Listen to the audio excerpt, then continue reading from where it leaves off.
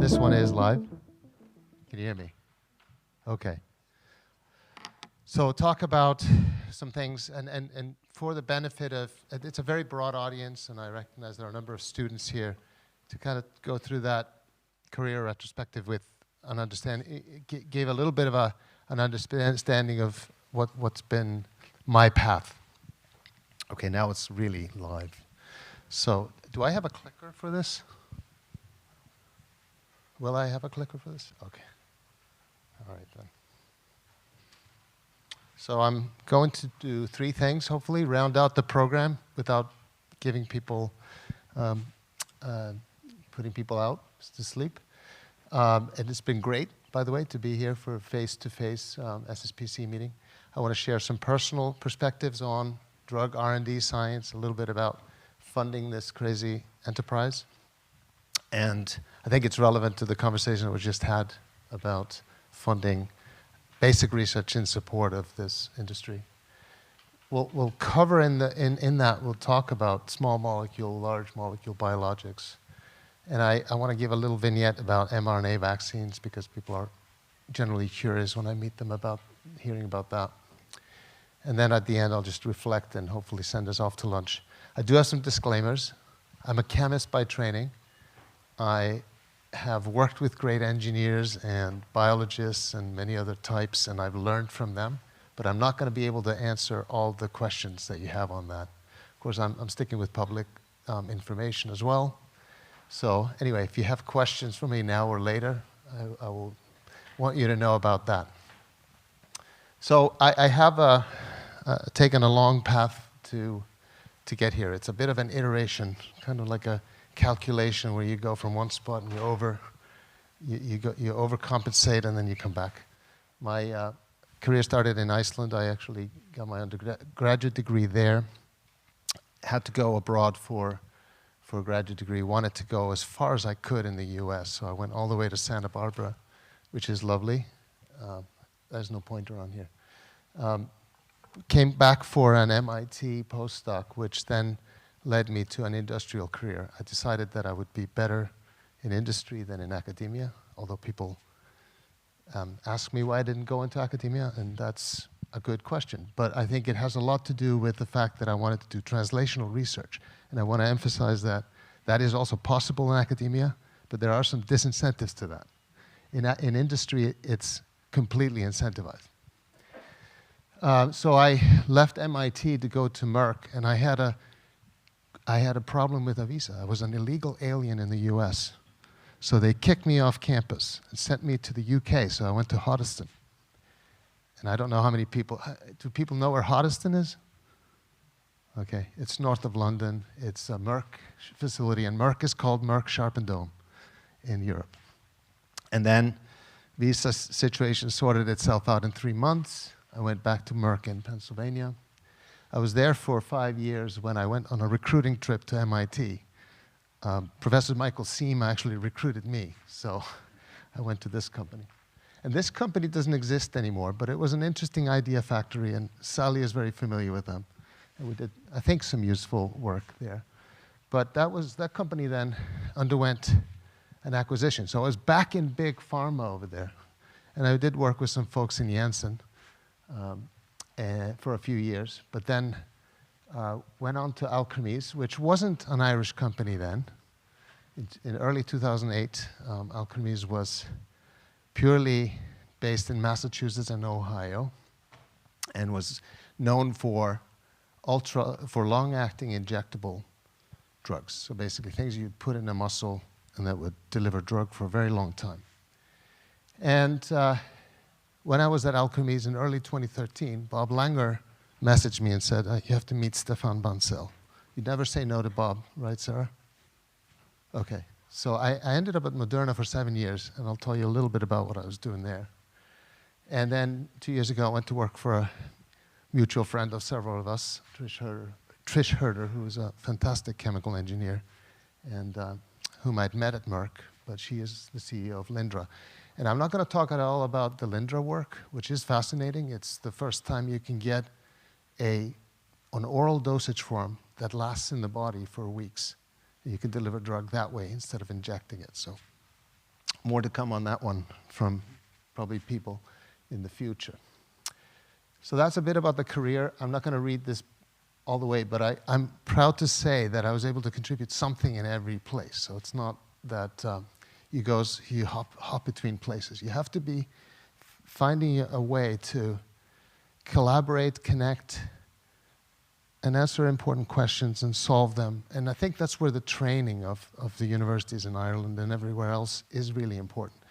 Yes, I guess the verticals in Vivek's parlance, they're really important, but they're just temporal. The thing that endures is the methodology and what you learn to solve future problems. So I'm only going to touch on a little bit of the work I did at Merck and then some at Moderna. That's all I'm going to talk about. And just to set the scene then, and I think this is a little bit perhaps self-evident to people who are here. The reason we're all here is that there's a premise that a biological mechanism can be useful in by creating a pharmacologic effect, treating a disease or preventing a disease. And the mechanisms that underpin drug R&D are discovered all over the place. A lot of the times they're in universities and hospitals, but sometimes they happen in the industry, and there's a synergy there. But the drug development in earnest really happens in industry, because they're really the ones who are integrated and capitalized to do that work and really take the risk. Clinical hypothesis is obviously done early on with compounds that may look like drugs or have some properties of the drug, but they may not have all the properties of a drug. So eventually you have to find a real therapeutic. And all of this work is extremely time-consuming, very interdisciplinary, interconnected, and it's extremely high risk. And this is a typical funnel that I think you've seen. The challenge with this funnel is that there's so much attrition. You start with a lot of contenders at the top, and at the bottom you get a drug, but the part in the middle that's called stage 3 there, the clinical, that's the most expensive part, and it takes the longest usually, and is really about satisfying a lot of regulatory requirements and confirming what you think you know. But sometimes you get into a phase 3 and you think you're confirming something you know, but either by way of insufficient clinical design, poor execution, or just a hypothesis that didn't work out, you end up with attrition even there. And now you've actually spent hundreds of millions of dollars on any given program. So needless to say, it's a crazy proposition, but we do it because it's important and it's intellectually very challenging. So my main mentor in industry has been a gentleman named Colin Gardner-Scott, who hired me. Actually, I was in his department at Merck, and his thread is throughout my career. And in 2004, we published a paper where we said, you know what? Drug discovery and R&D is not just about finding interesting molecules. It's about making sure the material fits your need. And so we basically added a circle to what was a commonly used Venn diagram, where the intersection of toxicology, is it safe enough, metabolism, what's it actually doing in the body, and the design, pharmacology, and that is sort of the starting point for drug R&D. Really, you add this fourth circle, which is about the properties and the process. And once you add that, you've perhaps eliminated a few things that could be false starts in material science and engineering.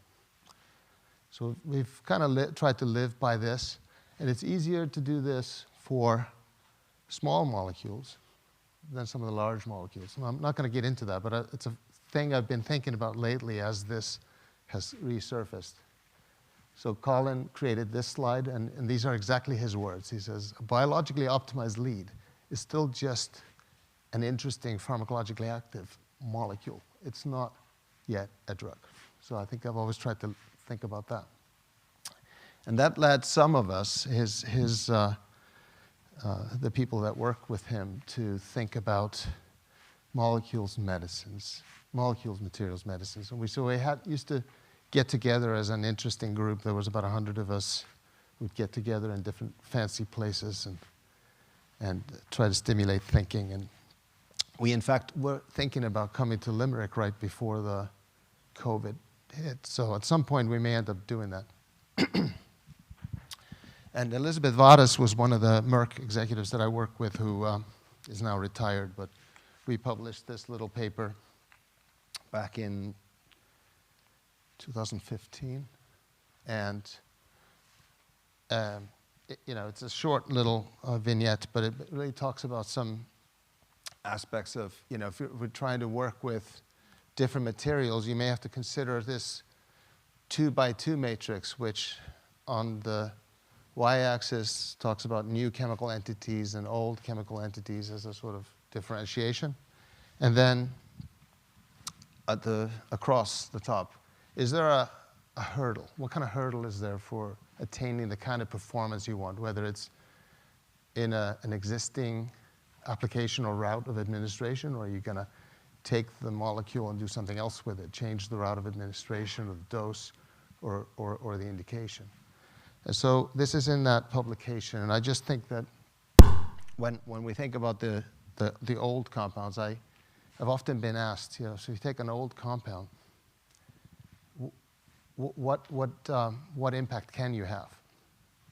Well, in fairness, if the hurdle for performance is not high, you might be doing something for what's called a 505(b)(2) in the U.S., and it's a new application for a drug with either a new indication, a new route of administration, or something of that sort. But you may end up finding yourself doing a lot of that work without a lot of protection, because people could do the same thing with the same drug and not, and sort of really not give you enough credit, or you would at least not have the ability to recover your investment. And the bottom right then is it possible that there are some compounds out there, whether they're from nature or synthetic compounds, that failed because of form and formulation or process, that could be resurrected? And I think sometimes people don't know that there's a part of the code that's 505(b)(1), and that's just the straight up NDA in the FDA regulations. Okay, now I have to share a little bit of chemistry because I am a chemist, and I think this is one of those things that people often think about, the Merck people I work with, because in 1996, when I'd been at Merck 1 year, there was a problem with an antibiotic, which I'm going to talk to you about in a minute. I'm really going to skip the top part because I think I'm going to run out of time. But clearly solubility, permeability, we've talked a lot about that here today and the strategies for doing that. It's a salt selection example up there. But let me just focus on the bottom half example. In 1996, Seneca, which is now part of AstraZeneca, had licensed this molecule, which was then called MK-826, to Merck, and it was amorphous, and it was in the freezer. And they said, we can't store it outside the freezer. The API is not stable outside the freezer because it's essentially non-crystalline. It has a lot of water in it, and it's not going to survive because it just, even in very cold conditions, the beta-lactam ring, the strained four-membered ring there, opens up, and you have a beta amino acid, and it's inactive. Safe, but inactive. And so what we found out is that it had multiple pKa's, meaning acid dissociation constants. And the relevant ones for formulation were pK3, where you could deprotonate a pyrrolidine ring. And once you did that, the pyrrolidine would proceed to react with another molecule of MK-826 at the beta-lactam and form dimers. And those are not very safe. Those things are at the root of some concerns about immunogenicity and generating antibodies against the antibiotic and so forth. So those had to be controlled. But that was a big problem. So what we discovered is on the far right is that that probably was sufficiently active to react with CO2 buffer and form an incipient prodrug, which is this carbamate shown on the far right.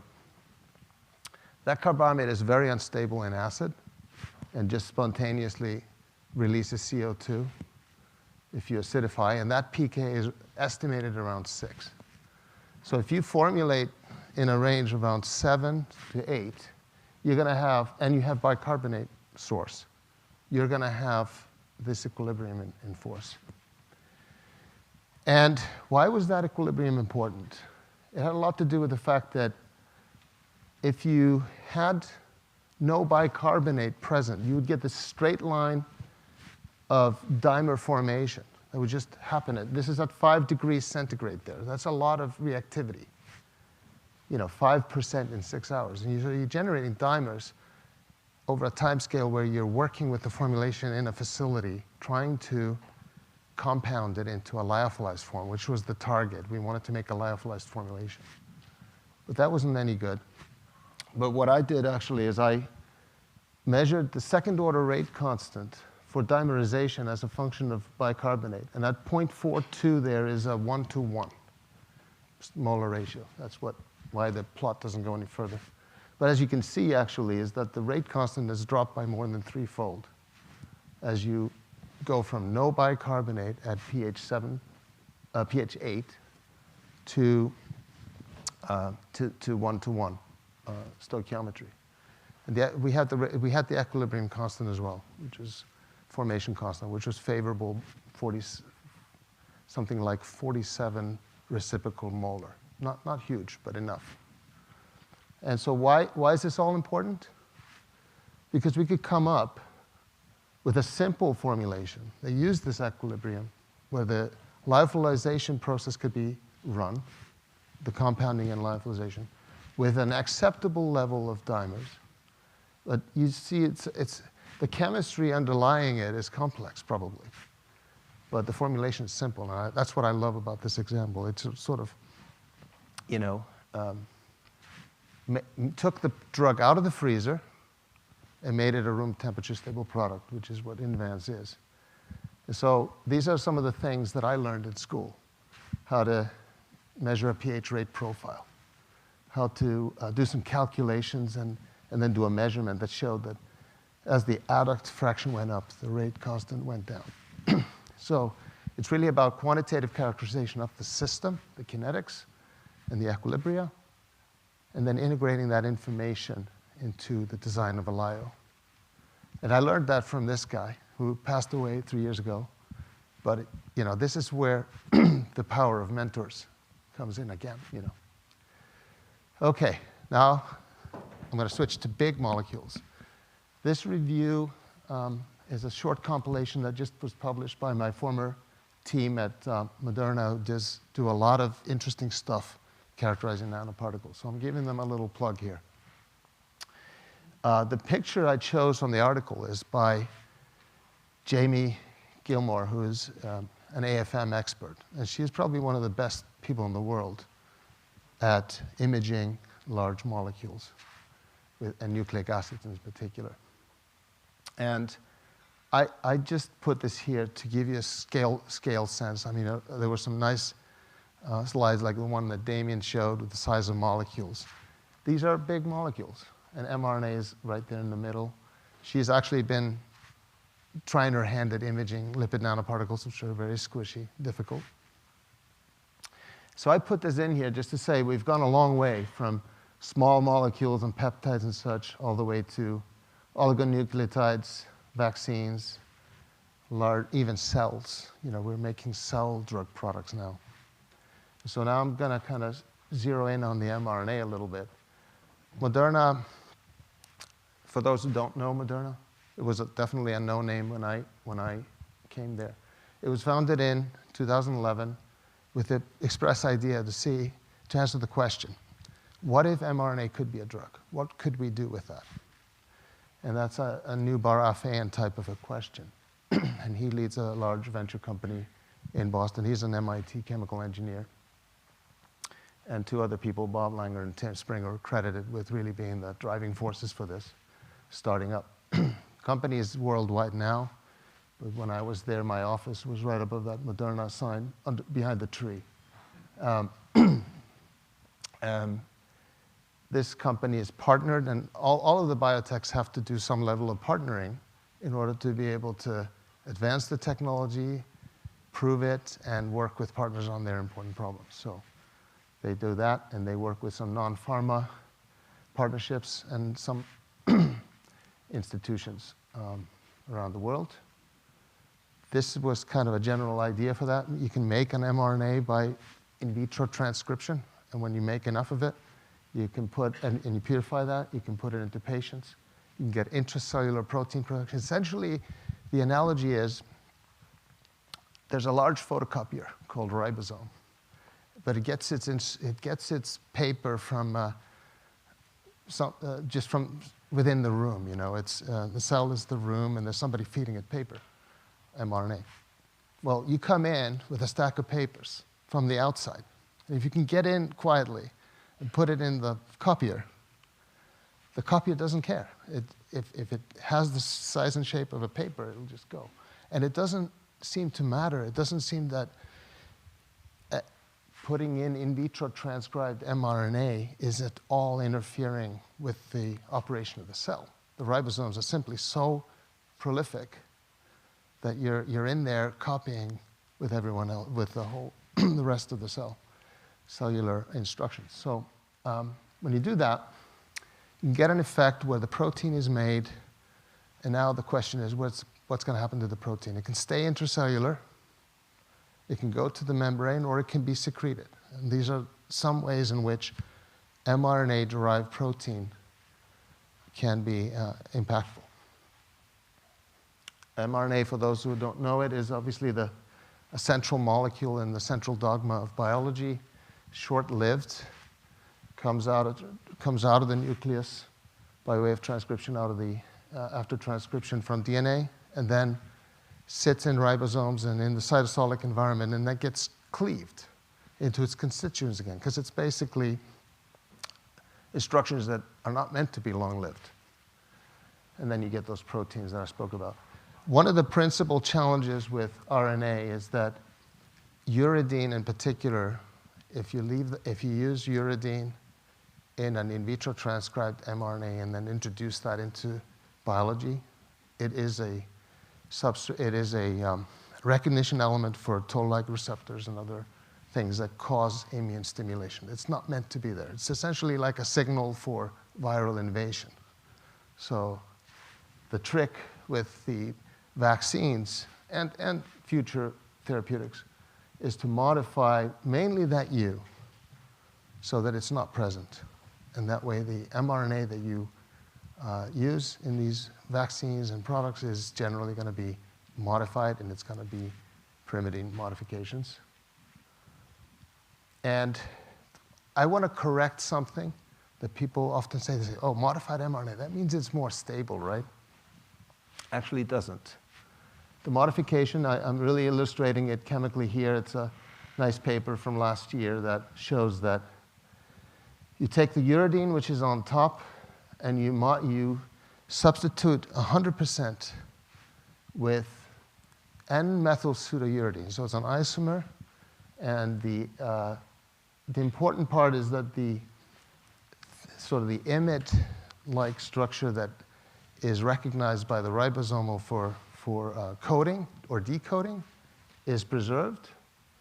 It's the other side that's in a little sort of orange box that has changed, and that means it's not uridine anymore. And that's important. So that's what happens. The ribose, however, cannot be modified, unlike, say, siRNA oligos. So that 2' hydroxy is the source of instability. It's both an uncatalyzed system. It can do transesterification on itself, or it can be substrate for enzymes. So that's why some friends of mine across the industry, people I really have a lot of regard for have been putting out this challenge and asking the question how we're going to be addressing the cold reality of mRNA vaccine stability. And I think we should stay tuned that this could really improve with a number of strategies. So coming back to my original talk about the beta-lactam, I mean, this is the kind of thing now on a bigger scale that needs a solution. For those of you who are interested in what the stuff is, it is a multi-component system. The lipid nanoparticles that are used to deliver the vaccines are multi-component systems, and every component there is there for a reason. And when you look at cryo electron microscopy, you will see them as a system with a fairly dense core. So it's not a liposome. It looks much more like a denser particle. But doing some further ultrastructure analysis, modeling, and neutron scattering work, you can figure out what's going on with the structure inside. They're made by microfluidic mixing, which is that's an intense process. So there's a challenge there that I think people need to think about. But they're really important because these molecules come together in such a way as to protect RNA, but also to enhance, so they carry the RNA in, but they also protect the RNA from instability, at least in vivo, and mitigate the immune stimulation that could happen, especially if you're using unmodified RNA or RNA that has some impurities that could be immunostimulatory. mRNA drug candidates and vaccines are put in multiple situations. Obviously, on the bottom left, on the top left is the way the vaccines are injected. Many of us have probably had this. I've had 4 of these shots. And on the top right is some work that's going on with MedImmune AstraZeneca that puts the lipid nanoparticles in a tumor environment and is getting an immuno-oncology type of response there. There are many people working on intravenous therapies that go to either liver, well, most of the time to the liver and such organs, but liver and organs like the spleen. But there's a lot of interest in things that could go outside the liver as well by systemic injection, and then intracardiac. So I had this there, and then I realized that AstraZeneca has decided to stop this project, which was in a coronary artery bypass graft. And miraculously somehow, vascular endothelial growth factor was being produced from a system that had no lipids or no delivery system at all, which was remarkable.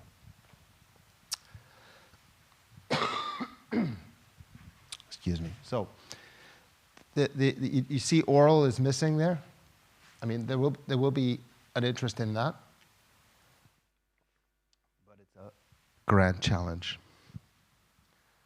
Okay, so I mentioned earlier that multiple fates are possible for the protein products of the RNA.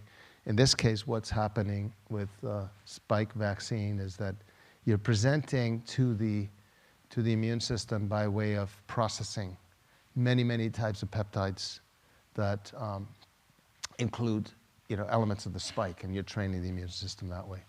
But it all comes from putting in a lipid nanoparticle, having the RNAs get released out of endosomes and being available to the ribosome.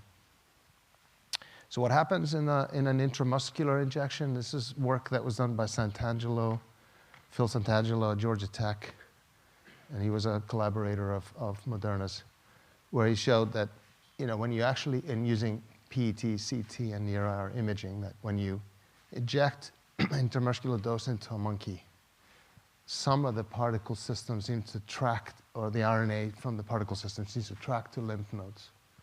But some of it is expressed locally. So it's not completely local. It is an effect that sort of transmits. But these particles do not go all the way to the liver, for example. They're relatively local. I think everybody remembers this time. I remember it well because in a way that, so the delivery system that my team worked on was actually well ready at this point. The biggest challenge and the most urgent challenge was to solve for the translation of the sequence that became available in January of 2020 and turn that into an mRNA that could be put into the delivery system. And that's what these people did in a miraculously rapid way. And the speedy response that was possible here, I'm not going to read the events, but I think you probably all remember that from the time of the sequence to phase 3 being initiated was 6 months. That has never happened. It may never happen again, but we'll see. The speedy response was made possible by years of preparation. So it's one of those overnight success years in the making. And a lot of people deserve a lot of credit for this. This was really something that I want people to know. Now, back in those days, there was a lot of contenders, and there still are, for vaccines and variant-specific vaccines. And this was published in November of 2020, so it's quite an old table, but I kind of liked to annotate it as I've done here. And luckily for the world, AstraZeneca, J&J, Pfizer, and Moderna were quick to react, and a lot of this was due to, again, lots of interdisciplinary work to make it possible. Right now, at least where I am, the adenoviral vector RNA,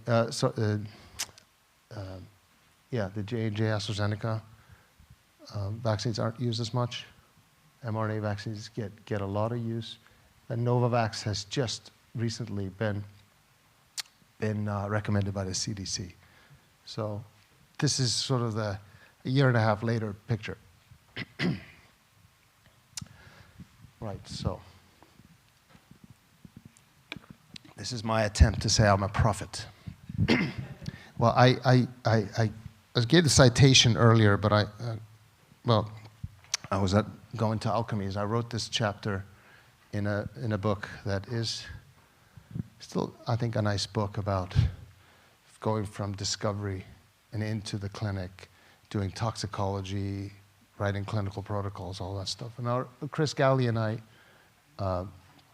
wrote this, and so inspired by a report that I can't remember where I even saw it, we created this little diagram, and we came up with this idea that, well, maybe in 2020, we could be getting enough confidence in mechanism early that we could, develop the molecule quickly and then do some kind of limited launch, when you have a good risk benefit in a subpopulation, and you could just kind of keep, and that way the commercial picture starts to look better, right? Because you're starting to get something in return for your investment. Well, I mean, it kind of happened, but, not in the way that I expected. I'm starting to round out here because I really think I'm over time.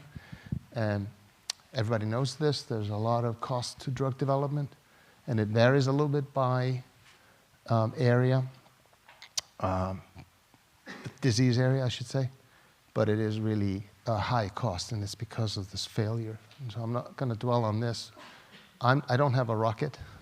These guys do. But I like this picture, and I want to just start to wind down by saying, whoops, hit the wrong button there. That the medical needs, they drive the innovation, and they fuel the search for new things. And there really isn't a limit on our molecular diversity, the size, the properties of the drugs that we're working with. That's the cool part. The field is extremely high risk and with occasional high reward. And of course, human impact. And that's, I think, what all of us want. But it's not for the faint of heart. But that's why we need to train really great people to work in this field. And I really have enjoyed the time here. I'm obviously here tomorrow as well to talk more about the center and the future. But I do think, I'm sort of paraphrasing, that I feel like the materials and the solutions are really important, but training the talent is equally as important for relevant future problems and hopefully working on relevant current problems. Of course, the industry needs advisors, and I think that's really good. And I added the, beyond Earth.